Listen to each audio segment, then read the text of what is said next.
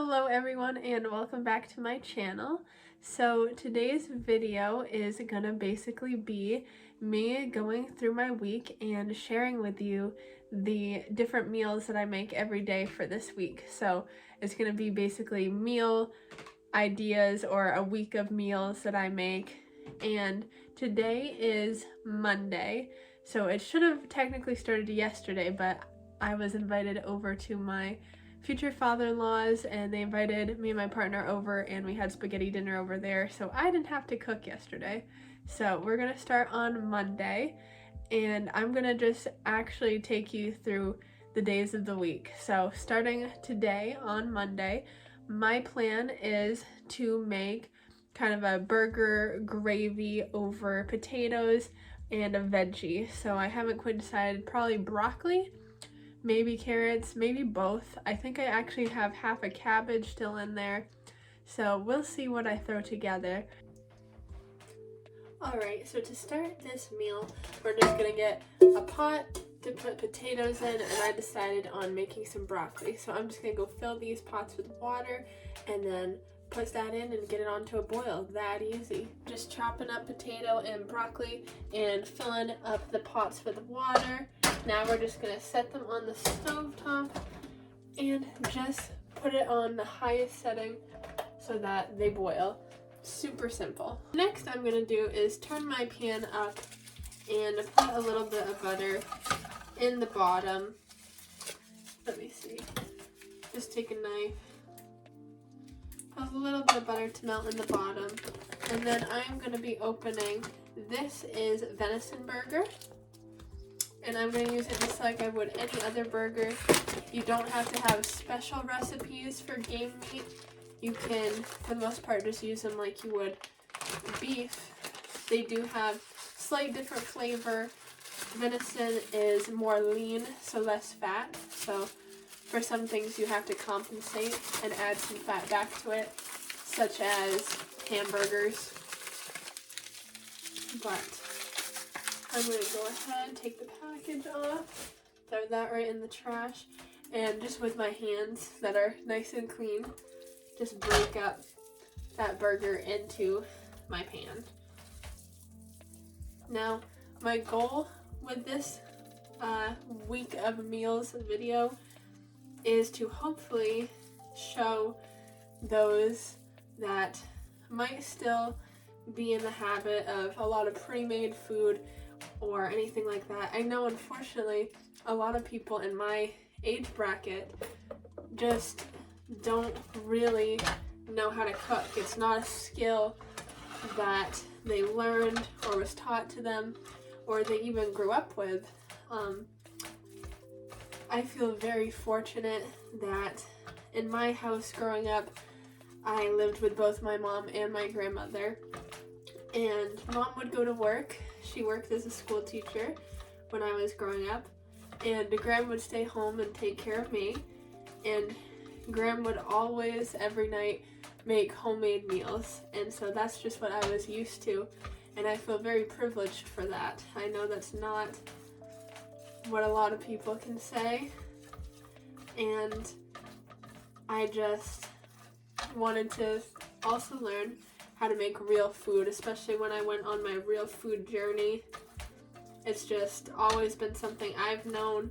I've never understood the hype around, wanting to go out to eat, or especially not fast food or anything like that. And microwave meals is something I've never had, and that's a very privileged thing. But I hope to show that it doesn't have to be difficult to make from scratch meals. Yes, in some circumstances it could cost more, but it doesn't have to. It really doesn't. And from what I see, a lot of these prepackaged foods are a lot more expensive than, I guess, the raw food not yet prepared. And that's just from what I've seen in my stores. I'm sure some stores are different, but I want to inspire that nothing has to be in the way, that you can learn the skill no matter who you are, no matter how you grew up, what your food journey has been so far, and that real food can be for you and your family. We're gonna add some salt, some pepper, and some garlic powder. Delicious! Our hamburger is ready for the next step. So the next thing I'm gonna do, because I'm making a kind of burger gravy to go over potatoes, is add some beef stock. You don't want it to be like a soup amount, but just a good amount into the pan. And I'm gonna add some more seasoning now, a little more salt, a little more pepper, a little more garlic powder, and I like to actually add lemon juice to my beef stews and my hamburg gravies as well. That kind of pop of citrus flavor just makes it really good. So that's a little secret for recipes in my kitchen. A little bit of lemon juice. So to help turn this broth into an actual gravy, we're gonna need something to thicken it. Some people like to use flour. I like to use cornstarch and make a slurry. So I'm gonna grab my cornstarch. So what I do for a slurry is I add some cornstarch to a separate bowl. You wanna make sure that what you want to get, what you want to become more gelatinous, I guess, more of that gravy texture, is getting hot, because it works best when it's hot. And a lot of people would use water. I'm actually going to use more of my stock to mix with the cornstarch. This way, nothing tastes watered down at all. It still has a lot of flavor. So we add our broth or our stock to the bowl with the cornstarch. And then we take something like a spoon or a fork and just mix it all up so there's no cornstarch left that's not mixed in properly. And I just repeat this until I can tell that it's thickening to how much I want it to thicken to. So we got a nice hot stock in here with the hamburger already. I'm going to add my slurry slowly and allow that to mix under the heat. And that should thicken up very shortly. If I feel like I need more, I will actually take right from the pan to put back in and mix with more cornstarch so that I don't add so much that it's too much, or have too much so that it comes out over the side of the pan. Since I'm not in a big pot, I'm just in a little pan. So we'll see how that does. So our potatoes and broccoli are all done cooking. So now I'm just gonna drain this over the sink. And our gravy is perfect now. I will give you a close-up in just a second to see how nice and thick it became. I did have to add it more times than what you saw. So yeah, like I said, you just keep adding a slurry until you feel like it's how thick you'd like it to be. And this is perfect. So let me show you. I went from a stock that was a liquid to a nice meaty gravy. Yum yum. For our potatoes, I am going to mash them with some butter and a little bit of milk and salt so we have nice mashed potatoes. So that is the completed dinner for meal night 1. We got our mashed potatoes with our hamburger gravy from Venison Burger, broccoli, I put some cheese on top, and I just threw some cherry tomatoes because I had some. Alright, meal number 1 down.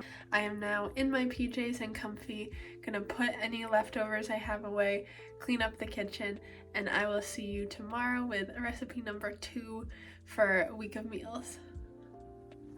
Alright, so we are now on day 2 of a whole week of homemade meals, And tonight is gonna be beef stew. So let's get started. It's a super easy one, and I'll show you how I make my beef stew. So first, what I like to do is actually start cooking the meats with some onions and broth in the oven before cooking it in the actual soup. So I got my meat all chopped up. This is a deer steak, and I just cut it into nice small pieces. I'm just putting it in this bread pan because that's what I have.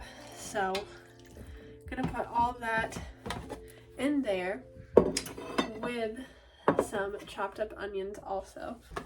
Now I'm gonna add some broth to it. There. Perfect.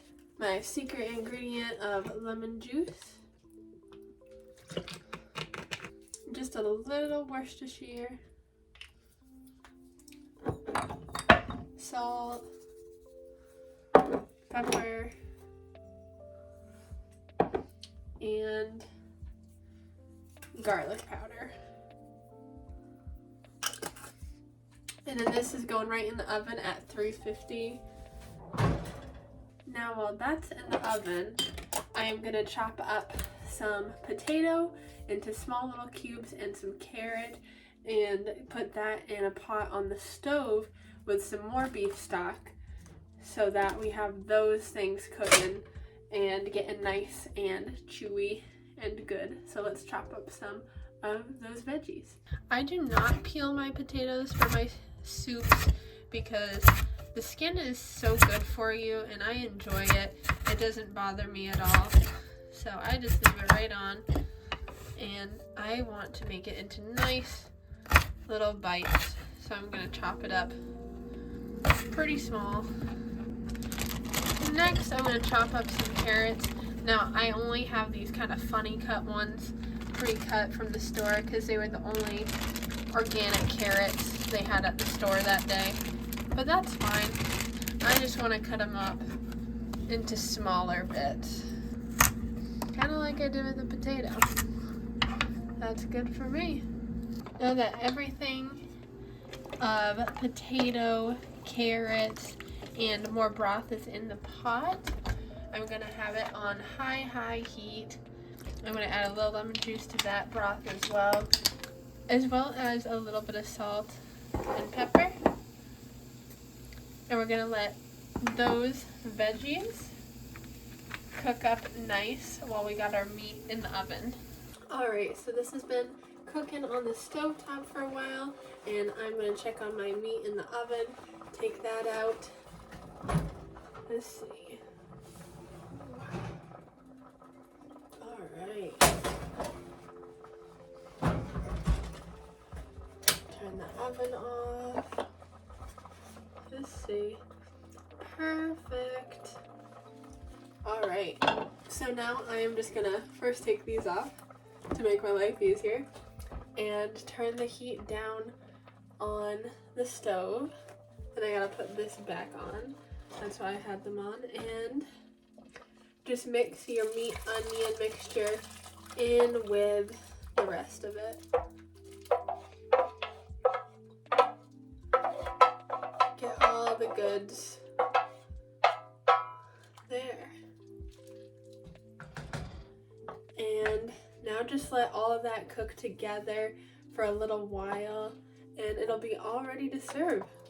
Very, very simple and very delicious. A perfect thing for the winter season too. That concludes day 2 of homemade meals for every day of the week, and I will see you tomorrow on Wednesday. Hello guys, welcome to day 3. The meal plan for tonight is some chicken tenders and some homemade fries. I'm gonna make both sweet potato and regular because I really like sweet potato fries more, and my partner doesn't like sweet potato, he only likes regular. So that's what we're gonna do, and a veggie. Most likely some broccoli again, but we'll see what we got and just kind of use what we have. That is what we do when we make from scratch. It's just about kind of using what we have and doing what we can with it in the best way possible. So let's get started with the fries first. We're gonna chop these up really simple. I'm just gonna cut them in half. Again, I don't peel my potatoes. I like to leave the skin on. They're good for you. And I'm going to do long strips. The regular potato is easier to cut than the sweet potato. Once you get the initial cut through, it is easier, but it can take a minute to cut through a sweet potato, at least for me. Now that I have it all cut up, I have it on my baking tray, and I'm just going to pour right over the top a decent amount of my olive oil. I've also used avocado oil before, and really be quite generous with it. So after I pour that, I'm going to just use my hands and go ahead and mix it around, make sure they're all covered, make sure it's all covered underneath so they won't stick to my tray either, and just make sure everything's all nice. I love making fries. You can get the frozen prepackaged ones, but I don't find the need. It really is very easy for me to bake my own fries, and you could also chop them up just like this to fry them if you wanted to. That would just be a matter of getting your oil, enough of it in a pot, and getting that to a boil and being able to dump them in and have something to get them out if you wanted to do actual fried fries. But we're gonna bake these ones, and they are all good, so now I'm going to wash my hands. I'm going to add a good amount of my coarse kosher salt that I have for canning. Just shake it all over. I'm pretty generous with this as well. You can also add some pepper. I will do that. And you could add different things like rosemary fries are very good. Garlic fries are very good. I'm going to stick with plain fries tonight, but those are some options for you. I already have my oven on 375, so we're going to put these right in. So the fries definitely take the longest, so I'm going to leave them in there to bake before I really start other things, just so that things all turn out at the same time.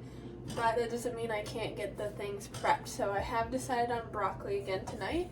So I'm going to go fill this with water and also take my chicken out of the fridge. One thing I don't think I've mentioned yet is the only real thing you have to kind of remember with a lot of homemade meals is make sure you take your meat out to thaw. So I always, at night, after all the dishes are done, make sure I take whatever meat I want to use for the next day out of the freezer, and I sit it on the counter overnight and put it in the fridge in the morning before I go to work. But you could also sit it in the fridge overnight and then put it on the counter, whatever really works for you. So that's really the only thing you kind of have to kind of remember and get in the routine of. So broccoli is now going to be turned on to boil, and I'm going to get my chicken in my frying pan. I'm going to take a little bit more oil. You could also use butter. I just had the oil out, so I used oil. I got my thawed chicken, and we're going to turn that stovetop on to medium heat. And I'm going to get this right in that pan. I'm going to get all the chicken spread out, and how I like to season my chicken is first I get some lemon juice. I do use quite a bit of lemon juice. I'm just kind of noticing this because of my filming. Some lemon juice, salt and pepper,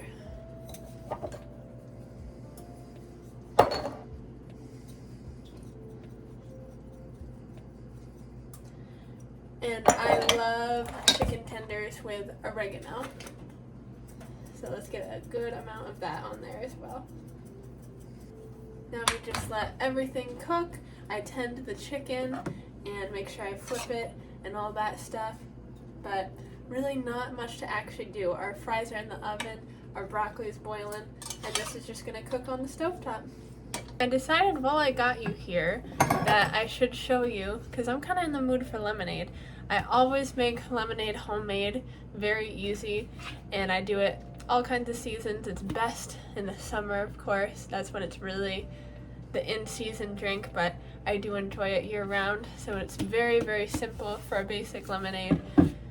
I just start with 2 full cups of lemon juice. And of course, these measurements can be adjusted for your personal preference. Some people, like me, kind of like a nice sour lemonade. I would say this leans towards more sour lemonade. Some might like it even more sour than me, and some might prefer a much sweeter lemonade. So you can just adjust the amount of sugar in it, and that will determine how sweet or sour it'll be. There. We got our 2 cups of lemon juice. Then for sugar, I usually put between 1 1/3 cup and 1 1/2 cup, just kind of depending how sweet I feel like it. So here's my sugar. Side note, I get unbleached. I think it's much better than bleached sugar. So I kind of guesstimate. I don't feel the need for it to be perfect. That's good. And then super easy, just 8 full cups of cold water. And then you mix it all together well, and you got lemonade. Night 3 meal is complete, and I'm gonna dig right in because it looks so yummy. Hello and welcome to day 4. So for today, I'm gonna keep it super simple. I'm just gonna make, I call it my take on like a tortellini type soup, but it's just kind of a hodgepodge of different things depending on what I have. Sometimes I add certain things, sometimes I don't. So today we're going to see kind of what we have and what we're going to add, and it's going to be super simple. So let's start with finding our ingredients. As the base of this soup, I'm going to use a vegetable juice, and I just get the off-brand vegetable juice, but it's like a V8. I'm going to have carrots put in. I'm going to have some different organic mushrooms. I'm going to do chopped spinach, kidney beans, and then at the end put in some rotini pasta. So let's get our juice into the pot and have that start heating up while I chop up the carrots, mushrooms, and spinach. So now we're just going to chop everything up into nice pieces. Super simple. You could also put green peppers or different colored peppers in this if you'd like. I'm just not a big fan of peppers. Next we'll do some carrots. Don't need that many. That should be good. So soups and stews are a definite favorite of mine to make during autumn and winter especially, but they're just so easy to throw together, so quick, and you can have a lot of leftovers. So a lot of the time, I'm taking you through a week of meals, but a lot of the time, especially if you just consciously make the effort to make a little extra, you can have leftovers for the next meal. So then that way you don't even have to worry about a new meal every single night. And soup is definitely a good one to do that with, either as leftovers for dinner the next night or even for lunch the next day. It really helps cut down on how many times you have to cook in a week.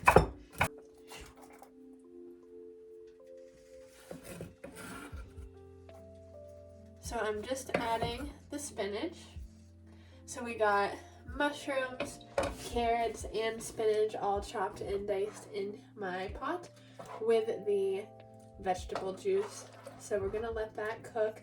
And the one last thing I'm gonna add right now is my can of light red kidney beans.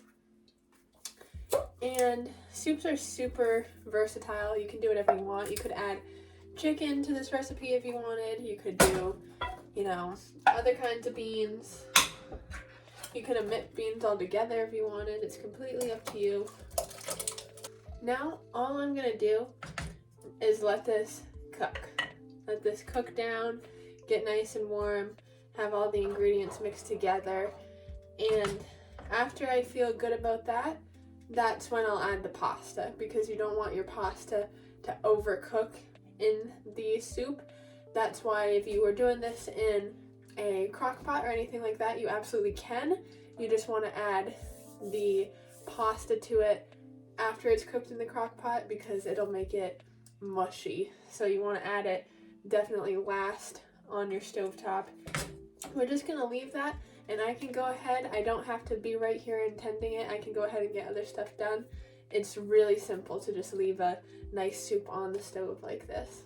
Another tip with this kind of soup, it is definitely great as leftovers, but the longer the pasta is sitting in the soup, it soaks it up, and so it has a tendency to go from a normal soup to